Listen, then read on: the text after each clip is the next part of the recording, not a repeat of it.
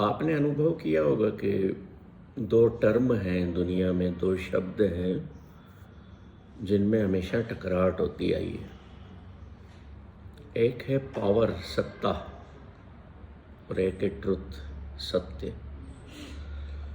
कभी ये साथ में दिखे आपको?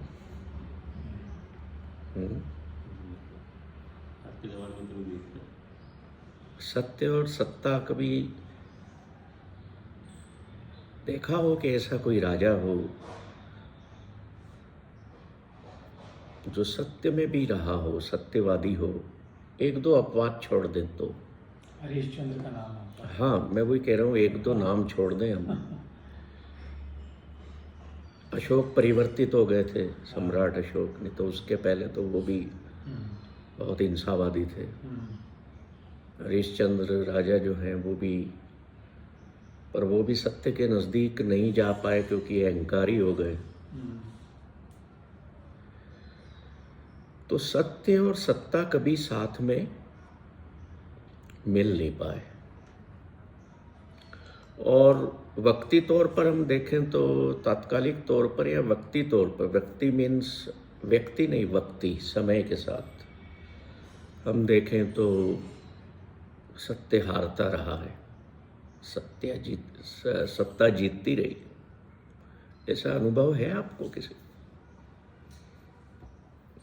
सुना हो? जैसे देखिए, हम कोई ऐसा उदाहरण लें जिसमें मान लीजिए हम हिटलर का लेते हैं, तो सत्ता पाने के लिए क्या किया? 2.5 करोड़ लोगों का वध किया, है ना? तो डर के मारे लोगों ने राजा स्वीकार कर लिया। और पहले होता यही था, आक्रमण होते थे। हिंदुस्तान पे बाबर ने आक्रमण किया तो यहाँ के लोग हिंसावादी नहीं थे इस धरती के, है ना? तो कमज़ोर कहलाए और उसकी सत्ता के अधीन हो गए। ठीक है, उस वक्त बाबर को गुरु नानक ने चैलेंज किया, पर सत्य टिकता नहीं है। लोग कहते हैं कि सत्य हमेशा जीतता है अंत में जाके, पर तब तक बहुत कुछ हो चुका होता है। ठीक है, सत्य जीतता है, पर तब तक बहुत कुछ बीत चुका होता है ना? तो औरंगजेब को देखें हम, चंगेज खान को देखें, कितने ही उदाहरण हैं दुनिया में। ये आज के समय में जो राजा होते हैं वो भी दुनिया भर में, अभी यूएस में इलेक्शंस हुए तो वहाँ भी वो शत्रुता, कटुता और हिंसा का प्रयोग किया है लोगों ने। हमारे देश में भी होता है। सत्य कभी राजा बन करके बैठा कहीं? बैठा गई नहीं, बैठ पाया। असत्य, झूठ, हिंसा, यही बैठे। अब जहाँ पे असत्य होगा, झूठ होगा, हिंसा होगी, वहाँ अन्याय होगा ही होगा, कि नहीं होगा? 1704 के आसपास औरंगजेब ने, ये जो हमारा आज का विषय है ना, थोड़ा सा इतिहास को लेकर के हम ये समझेंगे कि वियोग के दौरान, वियोग समझते हैं ना, बिछोह कहते हैं जिसको, सेपरेशन, अल्टीमेट सेपरेशन के दौरान जो हमें दुख होता है, उसमें से आनंद की उत्पत्ति कैसे होगी। 1704 में जब गुरु गोबिंद सिंह, अब चूंकि कल उनकी जयंती है, प्रकाश पर्व है, तो मैंने सोचा इस बार इस पर हम बात करें, कुछ इतिहास से लें, कुछ उनकी लाइफ की फिलॉसफी से लें और आनंद को समझें। 1704 में जब गुरु गोविंद सिंह आनंदपुर छोड़ करके चमकौर की गढ़ी में आए, चमकौर के छोटे से किले में आए, तो उनके पास केवल 40 सिपा सालार थे। 2 उनके बड़े बेटे थे और 1 वो खुद थे। मतलब कितने लोग हो गए? 43 लोगों को औरंगजेब का जो सेनापति था वजीर खान, उसकी सेना ने 10 लाख की सेना ने उस किले को घेर लिया। जैसे ही पता लगा कि ये प्रवेश कर गए हैं इस किले में, रातों रात उन्होंने घेर लिया। अब हुआ क्या कि औरंगजेब वांटेड कि इनको पकड़ के लाया जाए, जिंदा या मुर्दा। उनकी ये इच्छा थी औरंगजेब की कि गुरुजी को पकड़ के जिंदा या मुर्दा पेश किया जाए। तो अब ये देखिए कि 10 लाख की जहाँ आर्मी हो, वहाँ पर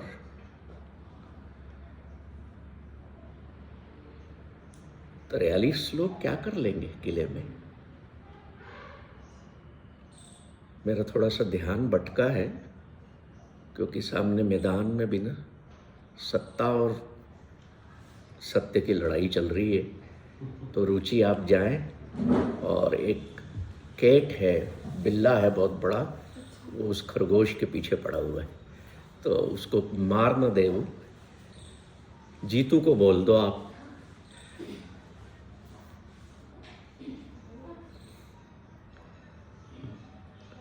हालांकि वो पकड़ नहीं पाई उसको, पर खरगोश बहुत तेज होता है।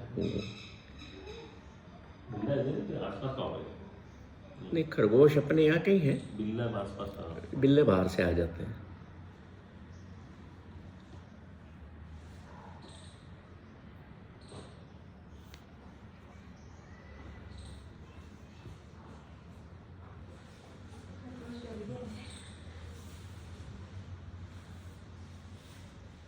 बैठो आप जी। तो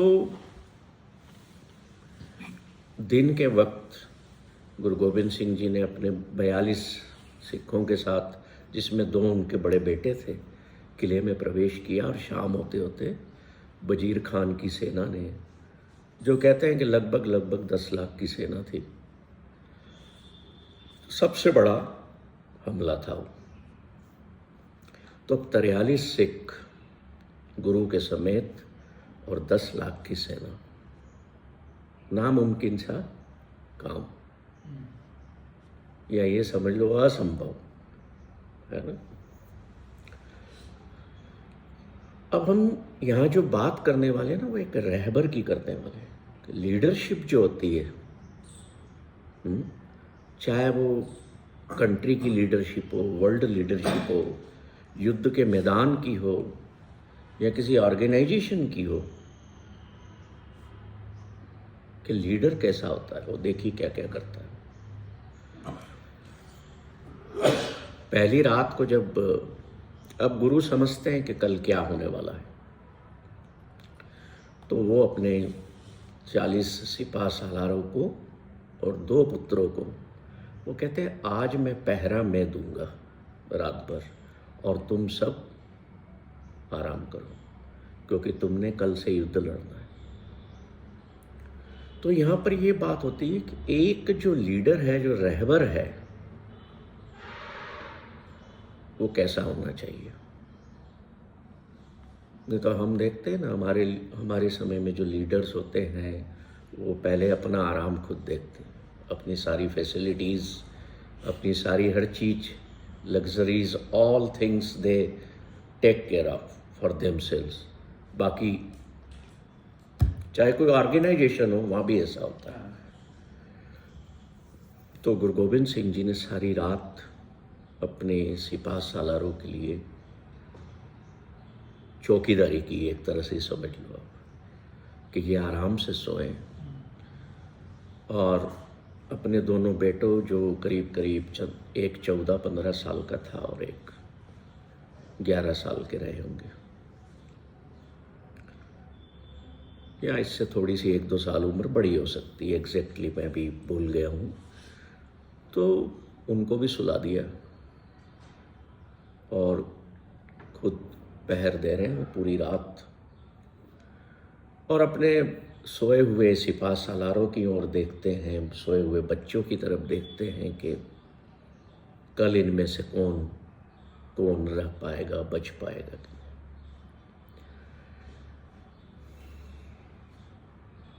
मतलब ये है कि एक लीडर ये कहता है कि तुम चैन की नींद सो, जो रात को कष्ट आएंगे वो मैं देखूंगा।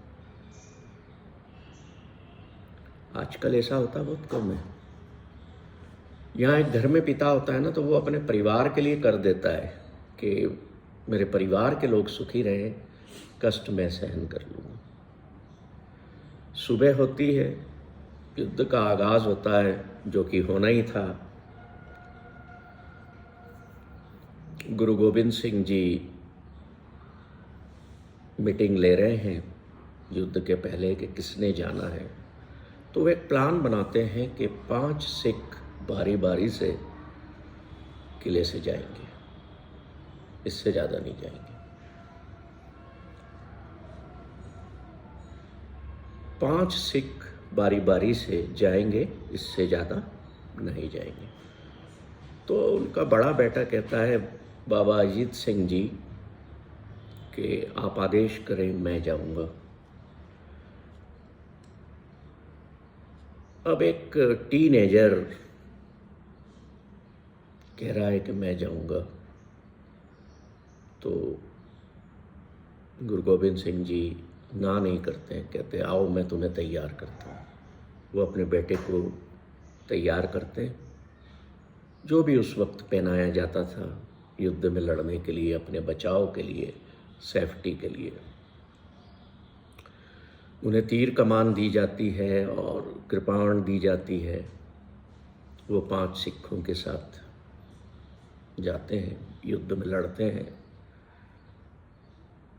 हजारों मुगलों को वो मारते हैं, खत्म करते हैं, और अंत में स्वयं शहीद हो जाते हैं। 5 सिख भी साथ में शहीद हो जाते हैं।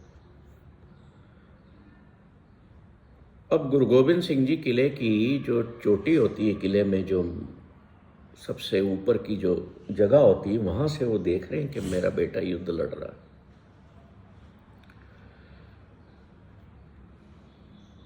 इसके कुछ वर्ष पहले गुरु गोविंद सिंह जी ने अपने बच्चों से ये कहा था कि तुम्हारे प्रति मेरे एक दिल में ख्वाहिश है, जो समय आने पर मैं तुमसे मांगूंगा कि तुम उसे पूरी करो। तो गुरु गोविंद सिंह जी कहते हैं उस ख्वाहिश में अपने बच्चों से कि मैं तुम्हें युद्ध के मैदान में दुश्मन से लड़ते हुए देखना चाहता हूँ। छोटे बच्चे हैं, अभी एडल्ट नहीं हुए हैं। 14-15 साल का, एक 11-12 साल का, एक 9 साल का, एक 7 साल का। और मैं चाहता हूं कि मैं तुम्हें युद्ध के मैदान में छाती पर बर्छा खाते हुए या बर्छी खाते हुए देखूं। क्या कोई पिता ऐसी इच्छा अपने बच्चों के, कम से कम अपने परिवार के लोगों के साथ करता है क्या? हमारी आम जीवन में क्या चलता है कि माता पिता जीवन में जाते हैं पहले, बच्चे उनका सारा कर्म निपटाते हैं, है ना, क्रिया कर्म वगैरह जो भी होता है। पर कहीं हमें ये सुनने में नहीं आता कि एक पिता कह रहा है कि मैं तुम्हें शहीद होता हुआ देखना चाहता हूँ। why a रहबर leader is demanding for this act, और वो बच्चे भी तैयार हैं। अब सबसे बड़े बेटे का शहीद होने के बाद जो दूसरे नंबर का बेटा है जुझार सिंह, बाबा जुझार सिंह, वो अपने पिता के पास अगली सुबह जाते हैं, कहते हैं कि मुझे आदेश करिए, मैं भी युद्ध के मैदान में जाना चाहता हूँ।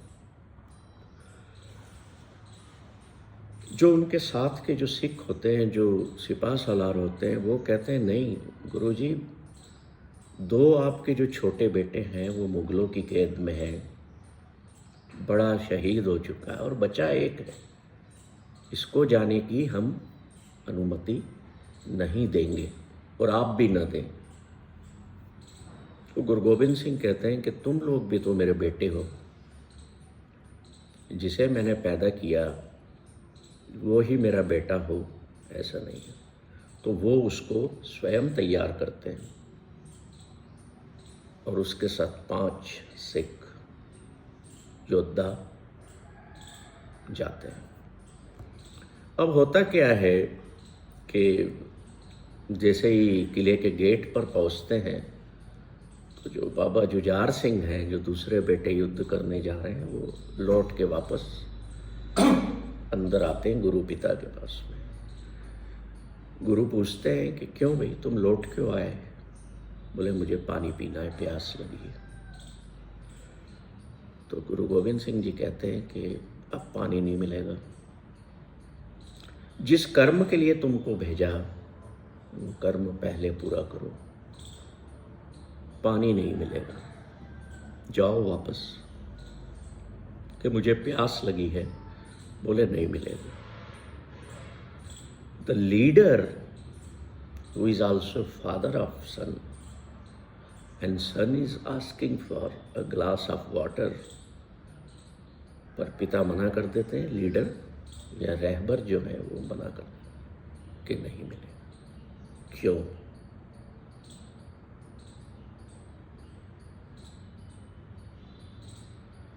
देखिए, आपने गीता में पढ़ा होगा, 2 शब्द आते हैं, एक आता है कर्म, एक आता है कर्म योग, है ना? तो यहां पर कुछ वैसा हो रहा है। कर्म हम सब कर रहे हैं, अभी भी कर रहे हैं, है ना? या यहाँ से आप उठ करके जाएंगे तो किसी काम में लग जाएंगे, चाहे घर के या व्यवसाय के या नौकरी के, जो भी है, that is karma. But there is difference between karma and karma yoga. कर्म योग ये होता है कि जो किसी हायर पर्पस के लिए किया जाता है बगैर फल की इच्छा के। श्री कृष्ण जी का जो श्लोक है ना, कर्मण्येवाधिकारस्ते वाला, उसको हम लोगों ने समझा नहीं। वह कर्म की बात नहीं है, वह कर्म योग की बात है कि तुम्हें एक हायर पर्पस को ग्रहण करना है, हायर पर्पस के लिए काम करना है। और जब तुम किसी उच्च आदर्श के लिए, ऊंचे आदर्श के लिए कोई काम करने जा रहे हो तो वहाँ फल की इच्छा नहीं होती, वहाँ ये होता है कि मुझे इस चीज को करना है। तो कर्म योग जब हमारे जीवन का सार बन जाता है तो फिर तो जो फ्रूट्स मिलना चाहिए उसके बारे में हम निर्लेप हो जाते हैं, हम सोचते नहीं। That is the difference in कर्म एंड कर्म योगा। तो गुरु गोबिंद सिंह जी बाबा जुझार सिंह जी को कहते हैं कि जो कर्म तुम्हें दिया गया है वो करो, मेरे पास अब तुम्हारे लिए पानी नहीं है, जाओ। मैं देखना चाहता हूँ किले की पंडेर पर खड़े होकर के कि तुम भी अपने भाई के जैसे, अपने भाई के समान, बड़े भाई के समान दुश्मनों का खात्मा करते हो और तुम भी उसी धरती पर शहीद हो जाते हो। अब ये पिता की ख्वाहिश और पिता के द्वारा पानी न देना, ऐसे उदाहरण बहुत कम मिलते हैं कि जहाँ पर कोई योद्धा या कोई गुरु या कोई राजा कह लो या ईश्वरीय अवतार कह लो कि वो अपने छोटे छोटे बच्चों को कहता हूँ कि मैं तुम्हें मरता हुआ देखना चाहता हूँ, या प्यास लगने पर पानी भी नहीं देते। हमारे यहाँ तो क्या होता है, सब दूर अवेलेबल होता है पानी, आप कुछ भी कर रहे हो पानी पी लो। अभी देखिए मैराथन होती है शहरों में, है ना, उसके बीच बीच में भी लोग दौड़ रहे हैं तो पानी की बाटलें पकड़ाते रहते हैं लोग, है ना। सो we have become habitual in living the life of comforts and luxuries, कि हम कुछ मेहनत भी कर रहे हैं ना तो all the things are available around us, या उन चीज़ों को पहले हम रख के बैठते हैं कि हमें कोई कष्ट ना हो, हमें कोई तकलीफ ना हो। पर जहाँ पर दुनिया में एग्जाम्पल्स सेट किए जाते हैं ना, वहाँ ऐसा नहीं होता। वहाँ कष्ट आगे होता है, वहाँ सत्य आगे होता है। सत्ता से लड़ाई सत्य की जब होती है ना तो वो कष्टदायी होती है, वो ऐसी ही होती है जो चमकौड़ के मैदान में हो रही है, या जो कुरुक्षेत्र में हुई थी। वहाँ रिश्तेदार थे ना अर्जुन के सामने सारे, मना कर देते हैं, तब श्री कृष्ण उसको कर्म योग समझाते हैं क्या होता। तो हमसे कहा जाता है ना, आप गीता पढ़िए, आप गुरु ग्रंथ साहब पढ़िए, आप रामायण पढ़िए या कुरान पढ़िए या बाइबल पढ़िए। क्यों कहा जाता है? इसीलिए कहा जाता है कि हम जो अपने जीवन में एक सामान्य जीवन या सामान्य संगत में जाकर के जो जीवन जी रहे हैं, उसमें सांसारिक बंधनों से, सांसारिक वस्तुओं से हम थोड़े निर्लेप हो सकें। हम जान सकें कि भाई हमारे जो गुरु हुए या सिद्ध पुरुष हुए या अवतार हुए, ये ऐसे क्यों हुए। दुख जो है ना, कष्ट जो है, दुख जो है, मान लो आपको कोई कष्ट हुआ, दुख हुआ, तो आप क्या करोगे? बच्चा है तो अपने माता पिता के पास जाएगा, पति है तो अपनी पत्नी से कहेगा, पत्नी है तो अपने पति से कहेगी, या पिता है तो अपने बेटे से कहेंगे, कहीं शेयर करेंगे ना, अपनों के पास जाएंगे या किसी मित्र को फ़ोन करेंगे। पर जब इंसान इन सब में भी या इन सब के पास जाकर के भी सुख नहीं पाता, उसे हीलिंग नहीं मिलती, तो वो कहाँ जाता है? ईश्वर के पास। किसी गुरुद्वारे में जाकर के, किसी मंदिर में जाके या मस्जिद या गिरजाघर में जाके वो एक कोने में बैठेगा और ईश्वर से अपने दुख की बात करना शुरू करेगा। ये होता है, हमने भी अपने जीवन में अनुभव किया कि कई बातें हम किसी से कह नहीं सकते, या हमारे जीवन में कोई ऐसा व्यक्ति संसार में हमारे पास ऐसा होता है जिससे हम जाके शेयर करते हैं, हमें हीलिंग मिलती है।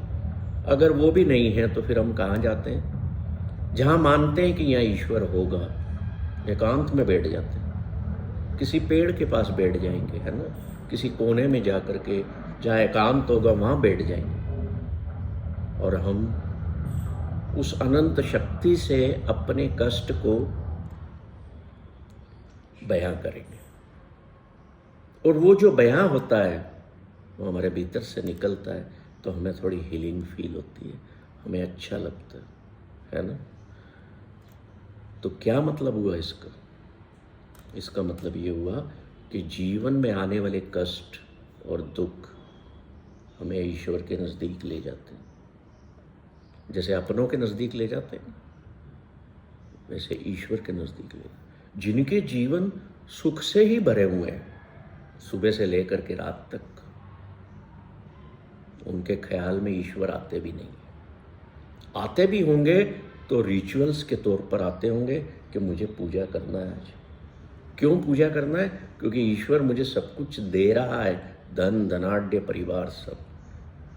वो ये नहीं समझ रहा फिर भी कि जो वास्तव में मुझे पाना है वो भी ईश्वर ने देना है, पर मैंने वो पा नहीं रहा हूँ। मेरे पास बहुत पैसा आ रहा है तो मैं सुबह उठ करके गणेश जी की पूजा कर रहा हूँ। मेरे यहाँ मूर्ति भी गणेश जी की स्वर्ण की है ना? बना लेते ना लोग मूर्तियाँ भी सोने चांदी की। ईश्वर को तो नहीं जरूरत आपके सोने चांदी की। तो गुरु गोविंद सिंह जी कहते हैं कि जिन प्रेम कियो तिन ही प्रभ पायो, कि जो लोग प्रेम करते हैं ना उससे उन्हें वो मिलते हैं। ये सोने चांदी के घड़े या मूर्तियाँ या पलंग या सिंहासन, हम अपने घरों में मंदिर भी बनाते हैं तो कितना सुंदर बनाते हैं, है ना? चवर छत्र चांदी के सोने के लगा देते हैं मूर्ति के ऊपर। बात प्रेम की है। आपको प्रेम है भीतर और आपकी सामर्थ्य है तो आप ईश्वर को सोने की मूर्ति के रूप में भी देखते हो, वैसा बनाते हो। बुराई नहीं है, but the real thing is that कि क्या आपने उस मूर्ति के माध्यम से भी उस चीज को पाया या नहीं। तो वो तो तभी मिलेगा जब प्रेम बहेगा, चाहे वो पत्थर की मूर्ति क्यों ना हो, चाहे कोई आकार ही ना हो। लोग आपने देखा है पेड़ों की पूजा भी करते हैं, अगरबत्तियां लगाते हैं, धागे बांधते हैं, कपड़े बांधते हैं, जल डालते। अगर हम इस भावना के पीछे रिचुअल्स को छोड़ दें तो हम देखें कि वहां कोई ना कोई आस्था काम कर रही है। क्यों भाई? तुम्हारी अपनी परिवार में आस्था नहीं, तुम्हारे मित्रों में नहीं है, जो तुम एक वृक्ष की पूजा कर रहे हो? क्यों? वृक्ष की पूजा इसलिए हो रही है कि पहली बात तो ना आपसे कुछ ले रहा है, देता जा रहा है, कुछ मांग नहीं रहा है, और फिर वो निशब्द है, मौन है। तो तीन गुण तो ईश्वर के उसी में दिख जाते हैं ना। अब लोग कई पूजा करते हैं कि इसमें ये देवता बसता है, वो बसता है, आई डोंट नो, बट मैं इसको इमेजिन ये करता हूँ कि वृक्ष ईश्वर की तरह मौन है, कुछ मांगता नहीं है, कुछ लेता नहीं है। फल आते हैं, फूल पत्ते आते हैं, लकड़ियाँ होती हैं, दे देता है, no objection, no complaints.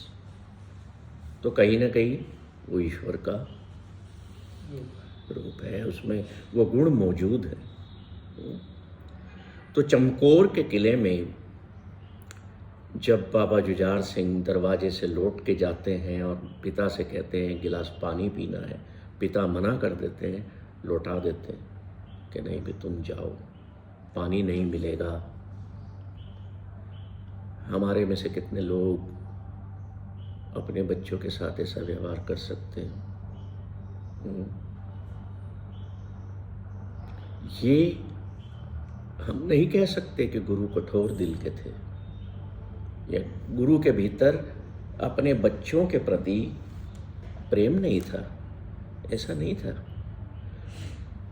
Guru was sent by God on this earth to set new examples of life.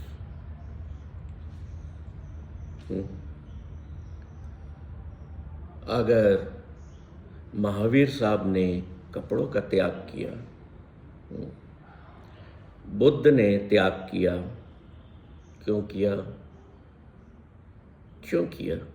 या श्री कृष्ण ने शस्त्र धारण कर लिए, या श्री राम ने शस्त्र धारण कर लिए, क्यों किए? Everything was there for setting up a new example for common people of the world. हमारे सामने एग्जाम्पल्स नहीं होंगे तो हम कैसे समझाएंगे लोगों को? आप कष्ट में आएंगे तो आप अपने आप को कैसे समझाएंगे कि यार वो भी तो इतने कष्ट में आया था, वो जीता ना दुनिया में, जिया भी जीता भी, कैसे समझाओगे? In similar way God, it's the duty of God to set such examples. समय समय पर यह होता है। बाबा जुझार सिंह जाते हैं, शहीदी को प्राप्त हो जाते हैं, वहीं उसी जगह पर जहां पर उनके बड़े भाई, और उन्हें दिखता है, बंद आंखें जब हो रही हैं, उनको दिख रहा है कि मेरे बड़े भाई मुझे बुला रहे हैं, एक बहुत बड़ा प्याला है जिसमें पानी है, अमृत है, और वो कह रहे हैं आ जाओ मेरे पास, अब खोल के पियो इसको। We have fulfilled the purpose of our life. Guru Gobind Singh ji ने अपने बच्चों को कहा कि तुम्हें अपने जीवन का उद्देश्य नहीं पाना, तुम्हें मृत्यु के उद्देश्य को सेट करना है। You must set the purpose of your death. हम अपने जीवन में अपनी लाइफ के पर्पस को सेट करते करते जीवन को खत्म कर लेते हैं ना, तब भी नहीं होता कि जीवन का उद्देश्य ही नहीं हम समझ पाते, तो हम डेथ का पर्पस कैसे सेट करेंगे बताइए? डेथ का पर्पस सेट करना है। वो अपने बच्चों को ये समझाते थे कि मैंने तुम्हारे दादा को, जब मैं 9 वर्ष की उम्र में था, मैंने तुम्हारे दादा को, गुरु तेग बहादुर को शहीद होने के लिए भेजा था, और मैं चाहता हूं कि तुम चारों भी मेरे रहते हुए तुम शहीद हो जाओ। किसके लिए? सत्ता के खिलाफ, किसी धर्म के खिलाफ नहीं। लोग कहते हैं कि गुरु Gobind Singh ji was against Muslims. No, उनके तो आज भी कई फॉलोअर मुस्लिम्स हैं। सत्ता के खिलाफ लड़ाई थी जो अन्याय करती थी। अन्याय हमेशा किसी धर्म ने नहीं किया, अन्याय सत्ता करती है। नाम चोला पहना दिया जाता है कि ये हिंदू सरकार है तो अब ये अन्याय कर रही है। नो, सत्ता का कोई धर्म नहीं होता। धर्म तो सत्य का होता है, सत्य के कपड़े हैं धर्म। सत्ता राजनीति पर चलती है, सत्य धर्मनीति पर चलता है। तो जहां ये दोनों होंगे वहां टकराट होगी। सुकरात को किसने जहर दिया था? दिया ना, सत्य बोलता था वो, सत्य से हटता नहीं था। जीसस को टांगा सूली पे, गुरु अर्जन देव को रेड हॉट प्लेट पे बिठाया, सिर में गरम रेत डाली, सत्ता ने। श्री कृष्ण का जन्म जेल में हुआ, क्यों भाई? एक ईश्वर का अवतार जेल में जन्म ले रहा है, सत्ता। सत्ता डरती थी कि मुझे खत्म करने वाला पैदा ना हो जाए संसार में। श्री राम को वनवास किसने दिया? सत्ता चाहिए थी ना कैकई को, सत्ता ने दिया। कौन उठा के ले गया सीता माता को? सत्ता उठा के ले गई कि सत्य उठा के ले गया? जरा नजर दौड़ाओ अपने और, क्या क्या होता है ऐसा।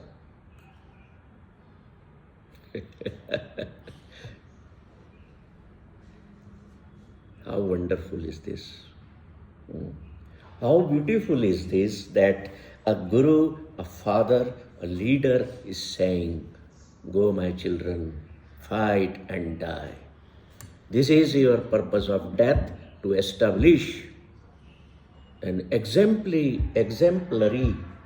example in the world." कि जहाँ कटाए बाप ने अपने बेटे, कि दुनिया इसको याद रखेगी सत्य की खातिर, अन्याय सहन नहीं करेंगे हम। सत्ता का, सत्ता किसकी थी? औरंगजेब की थी। वो पिता का हश्र क्या हुआ बाद में? गुरु थे ना, वो भी एक राजा थे, जैसे श्री राम राजा थे, जैसे श्री कृष्ण राजा थे। ऐसे ही गुरु गोविंद सिंह जी ने भी अपना राज्य स्थापित किया था, चाहे वो ईश्वर के अवतार थे। सत्य को स्थापित करने के लिए समय समय पर ये सब लोग आए, पर सत्य स्थापित हुआ क्या? बताइए। सत्य जिंदा है इस धरती पर तभी ये मौजूद है ना। ये लड़ाई तो हमेशा चलेगी। अंत में आप शायद विश्वास न करें कि उन 43 लोगों ने 10 लाख की सेना को हरा दिया। Can you imagine?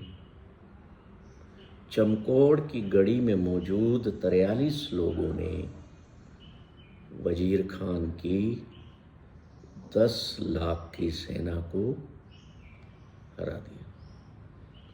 चाहे उसमें गुरु गोविंद सिंह जी का परिवार भी पूरा शहीद हो गया, उनके सारे सिख शहीद हो गए, वो अकेले अलग थलग पड़ गए। और उस किले से गुरु गोविंद सिंह जी को जो लोग मुगल सेना जो आगे और आ रही थी वापस लड़ने के लिए नहीं, उससे बचाने के लिए 2 मुस्लिम आगे आए, जो उनको उच्च का पीर बना करके ले गए कि आपका जीवित रहना, आपका होना अभी इस संसार के लिए जरूरी है, ये सत्ता अभी खत्म नहीं हुई। तो गुरु गोविंद सिंह जी अकेले वहाँ से निकलकर, शरीर पूरा लहूलुहान है, पैरों में छाले हो गए हैं, कोई परिवार का सदस्य नहीं बचा है, माछीवाड़ा के जंगल में पहुंच जाते हैं। ये आज भी जंगल वहाँ पंजाब में है, वहाँ गुरुद्वारे बने हुए हैं जहाँ जहाँ वो गए।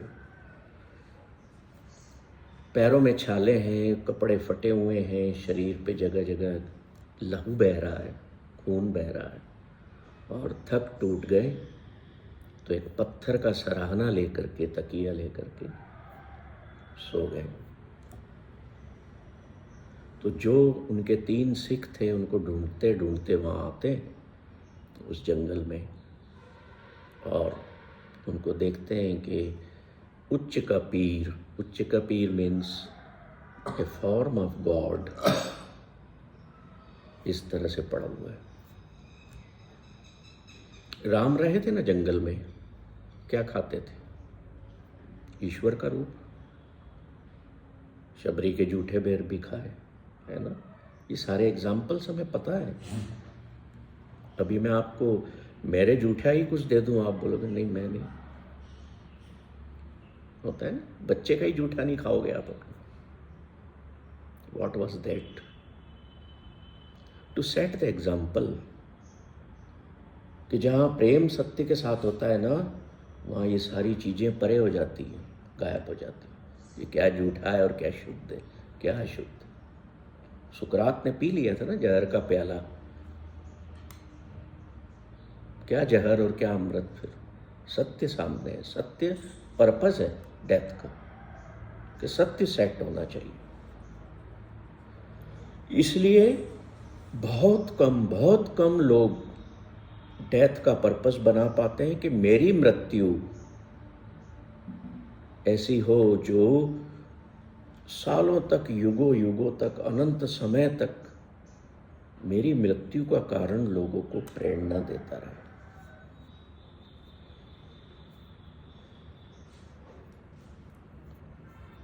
समझे आप? डेथ का जो पर्पस होता है वो क्या होता है?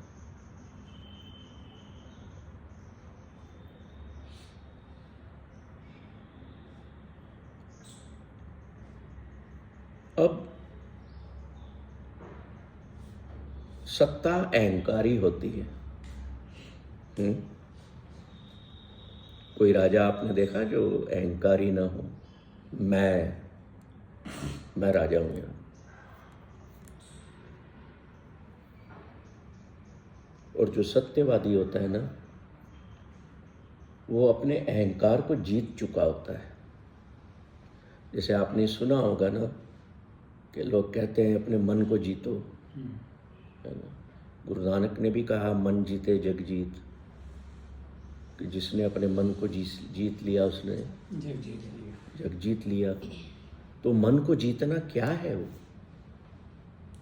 मन को जीतना यानी कि अपने अहंकार को जीतना है, अपने भीतर बसे लोभ को जीतना है, अपने भीतर बसे काम क्रोध को जीतना है। इन अवगुणों से जो पार हो जाता है, जो जीत लेता है, इन पर कंट्रोल कर लेता है, उसने अपने मन को जीत लिया। केवल नाम मन जीत रख लेने से नहीं होगा, या दिल जीत रखने से नहीं होगा। You have to do that karma yoga जिससे कुछ आप बहुत बड़ा हारने वाले हो, and something beautiful you are going to gain. That is karma yoga, जो एक बड़े पर्पस के साथ है कि मैं अपने अवगुणों को हार रहा हूं, अपने अवगुणों को जीत रहा हूं। तो मैं अपने मन को जीत गया। एक बार महात्मा बुद्ध से किसी ने पूछा था, तुम लोगों को खुश रहना सिखाते हो? तो बोले नहीं, मैं लोगों को अंधकार से दूर होना सिखाता हूँ, मैं लोगों को झूठ बोलने से रोकता हूँ, मैं लोगों को असत्य से दूर होने को सिखाता हूँ, मैं लोगों को लोभ से दूर होना सिखाता हूँ, मैं इनको हटाता हूँ, खुशी अपने आप आ जाती है। बाकी मैं कुछ नहीं करता। और मैंने मेरे जीवन में भी यही किया कि इन चीज़ों को हटा दिया। आई एम हैप्पी में से मैंने आई भी हटा दिया और एम भी हटा दिया, हैप्पी बचा। बस मैं ये काम करता हूँ कि जब तक आई है तब तक क्या होगा, ये जो आईज हैं ये ट्रुथ को देख नहीं पाएंगे।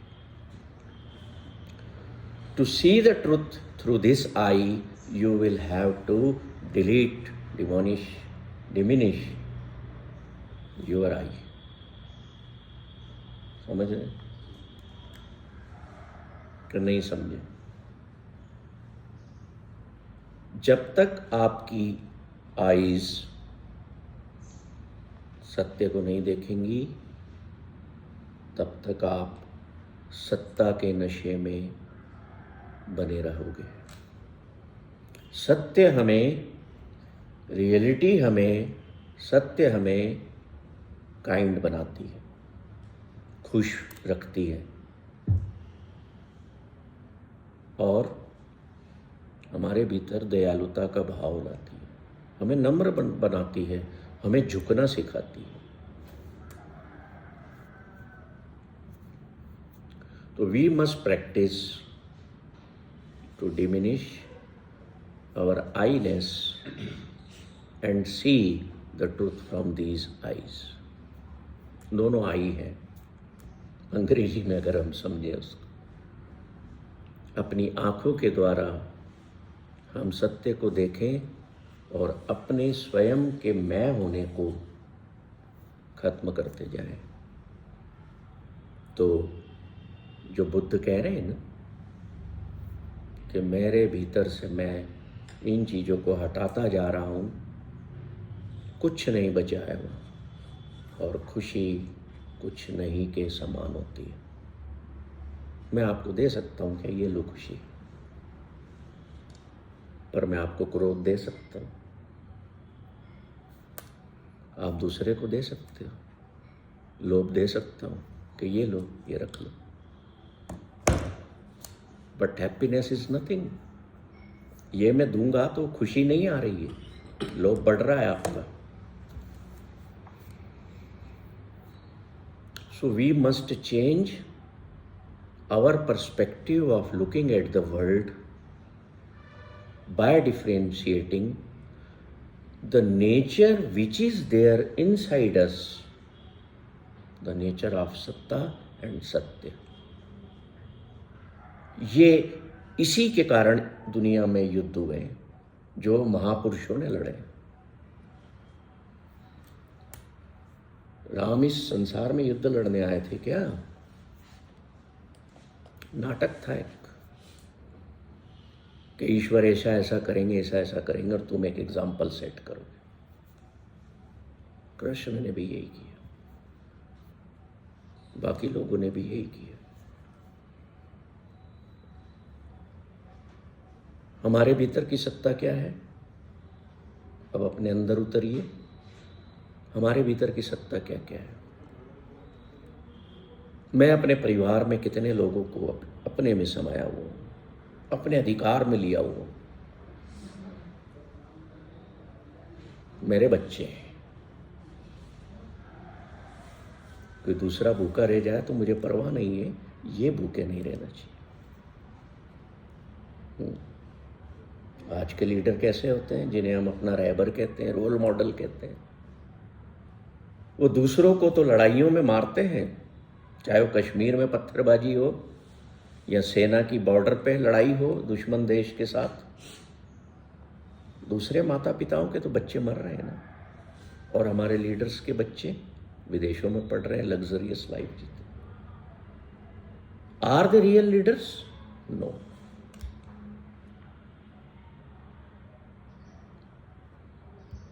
ये सत्ता हमारे भीतर है. मैं चाहता हूं कि मेरा बेटा बड़ा बने, पर क्या मैं इसके साथ ये सोच सकता हूं कि किसी और का बेटा भी बड़ा बने? कंपटीशन में कोई आगे आए, मेरे बेटे के अलावा आए कोई फर्स्ट? नो. जब तक हमारी ये जो सत्ता की जो सोच हमारे भीतर भी जो बसी हुई है, ये हटेगी नहीं ना, दूर नहीं होगी, हम सत्य के नज़दीक हम भी नहीं जा पाएंगे. और सत्य क्या है? सत्य ये है कि तुम्हारे सामने, तुम्हारे आगे कुछ भी नहीं है. क्या मतलब है इसका? बताएगा कोई? जो मैंने कहा है कि तुम्हारे आगे सत्य ये है कि आपके आगे, आपके सामने, और ये भी समझ लो कि पीछे भी न कुछ था, न अभी है, न आगे कुछ होगा. कुछ भी नहीं ही सत्य है. क्या मतलब है इसका? You are eternal. अपना पार्ट प्ले करके चले जाएंगे दुनिया से. वेट. और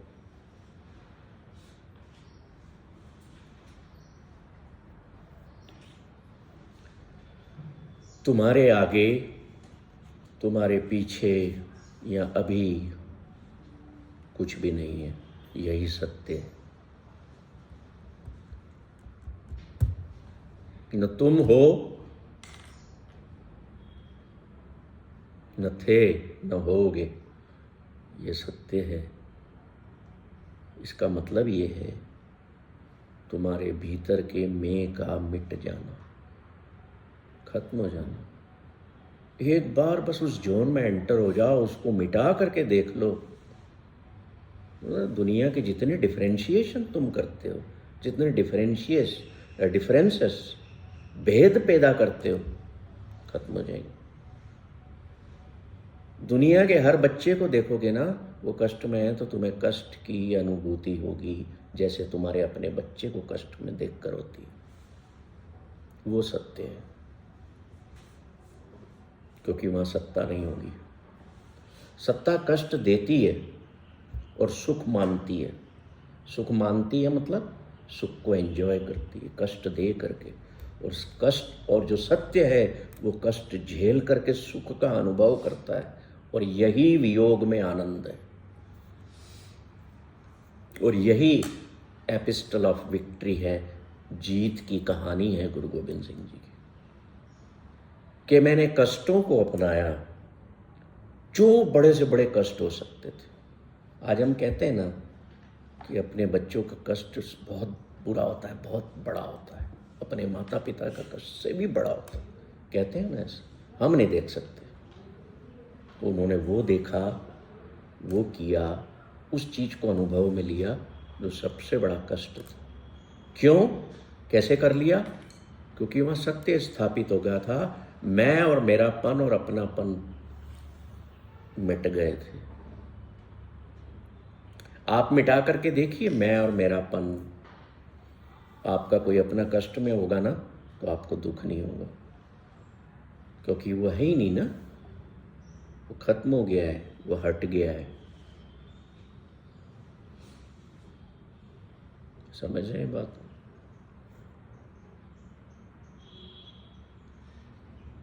ये भेद सत्ता का और सत्य का दुनिया में ही काम नहीं कर रहा, हमारे भीतर भी लड़ाई लड़ रहा है। हमारे भीतर जो लड़ाई है वो भी इसी की है, स्वयं की सत्ता। इंसान चाहता है कि घर के लोग मेरे सुने, चाहता है कि नहीं चाहता है बताइए? घर के लोग सुनते हैं तो फिर वो चाहता है गली मोहल्ले वाले मेरी माने, फिर वो कहता है, उससे आगे बढ़ना चाहता है। अब गली मोहल्ले तो मेरी सुनते हैं, अब शहर के मेरी लोग, सारे शहर के लोग मेरी बात को माने, फिर वो और आगे बढ़ता है। देश के लोग मेरी बात माने, मेरे समाज के लोग मुझे सुने, सिर्फ मुझे, मैंने जो कह दिया वो। इच्छा हुई कभी आपकी कि पूरे परिवार के लोग मेरी ही माने? होती है ना। ये क्या है? ये आपके भीतर बसी हुई सत्ता का संघर्ष है आपके स्वयं के साथ। और नहीं कोई सुनता है तो क्या करते हो? वो सारे जो आपके साथी हैं, क्रोध और वो लोभ, वो खड़े हो जाते हैं ना डंडा लेके, गुस्सा करने लगते, वो आ जाते हैं लड़ाई पे। ये सत्ता हम सब अपने भीतर लेकर के चल रहे हैं, जी रहे हैं, और हमारे परिवारों में भी हम इसीलिए उलझे हुए हैं। सुलझे हुए नहीं हैं, इसीलिए उलझे हुए हैं। एक दूसरे की नहीं सुन रहे हैं, नहीं मान रहे हैं। क्यों? क्योंकि भीतर की सत्ता की लड़ाई बाहर आती है कि नहीं आती है? तो अपने भीतर की सत्ता को छोड़ो, कम से कम अपने परिवार में तो छोड़ दो। उस परिवार के परिवार का जो आनंद है, जो अनंत प्रेम है, उसका तो अनुभव कर लो। दुनिया का नहीं कर सकते तो। हमारी कोई बिसात नहीं है, कोई औकात नहीं है कि हम गुरु बन जाएं या जीसस बन जाएं या हम महावीर हो जाएं या हम राम हो जाएं या गुरु नानक हो जाएं या गुरु गोविंद सिंह हो जाएं। हमारी कोई बिसात ही नहीं है। हम तो लायक ही नहीं, हम तो बहुत ही, एक तरह से शब्द नहीं है, इतने नीच हैं हम। हमारी में ताकत ही नहीं है। क्यों नहीं है? क्योंकि हम सत्ता के नशे में चूर हैं। मैं परिवार का हेड हूं, तूने मेरी बात नहीं मानी, तेरा बाप हूं मैं। बोलते हो ना घरों में कितनी बार?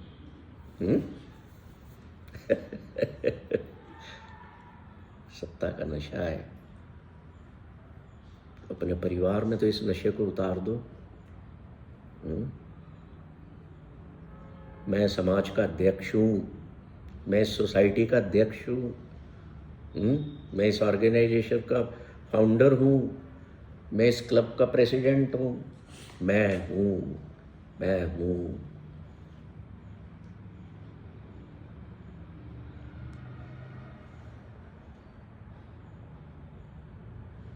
उस जंगल में, माछीवाड़ा के जंगल में, गुरु गोविंद सिंह जी ने, उनके 3 सिखों ने उनको स्नान कराया। जिस कुएं पर करवाया था वो आज भी वहाँ है, और उनके कपड़े बदले, उनके जख्मों पर मलहम पट्टी की। फिर गुरु गोविंद सिंह जी ने अपना एक कमान से तीर निकाला और एक जमीन में लगे हुए कांटों के पौधे को, कांटों के पौधे होते हैं ना छोटे छोटे, कांटे के पौधों को तीर से खोदने लगे। किससे खोदने लगे? तीर से। तीर से खोदने लगे कांटों के छोटे से पौधे को, और कहते हैं कि औरंगजेब, अब मैंने तेरी जड़ें खोद दी हैं, अब मैंने तेरी जड़ें खोद दी। Now you will be no more in power. फिर वहीं बैठ कर के वो उसको एक पत्र लिखते हैं, जिसे हम लोग जफरनामा के नाम से कहते हैं, विजयी पत्र। उसमें वो इतना झकझोर देते हैं औरंगजेब को कि जब वो पत्र औरंगजेब के पास जाता है, उसको जब पढ़ता है तो उसके भीतर इतना गिल्ट महसूस होता है कि मैं सत्ता के नशे में क्या क्या करता गया। इतना भारी गिल्ट महसूस होता है उसे कि कुछ ही दिनों में मृत्यु को प्राप्त हो जाता है।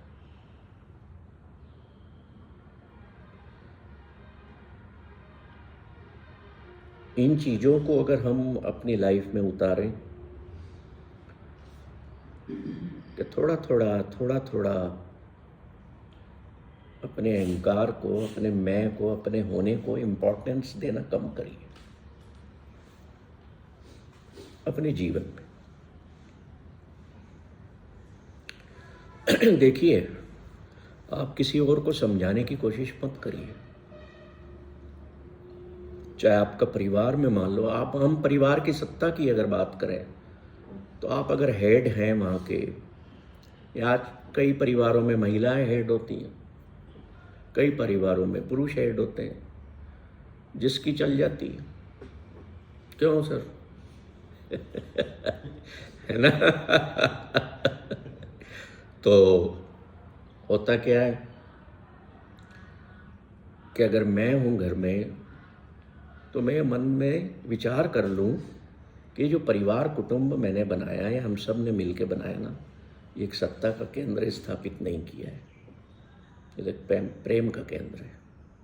मैं झुकूंगा, सबसे पहले मैं झुकने को तैयार हूं, है ना? ये हम्बलनेस, ये ह्यूमिलिटी अगर हमारे भीतर प्रवेश कर जाएगी तो हम बहुत कुछ सुख पालेंगे घर में, परिवार में। मैं झुकने को तैयार हूं, और दूसरे परिवार के सदस्य भी जब देखेंगे ना कि ये तो हर बात पर झुकने को तैयार हो जाते हैं, झुक जाते हैं, तो वो आपको कष्ट देना बंद करना शुरू कर देंगे।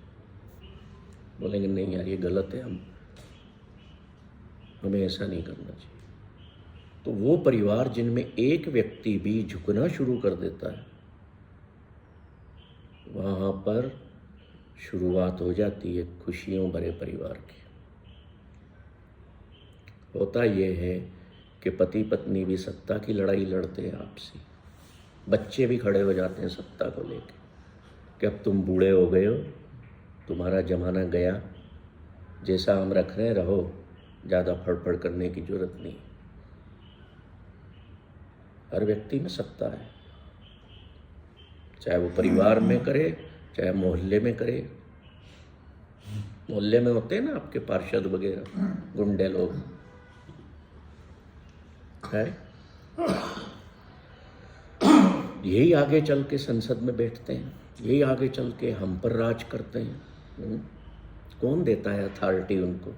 हम ही देते।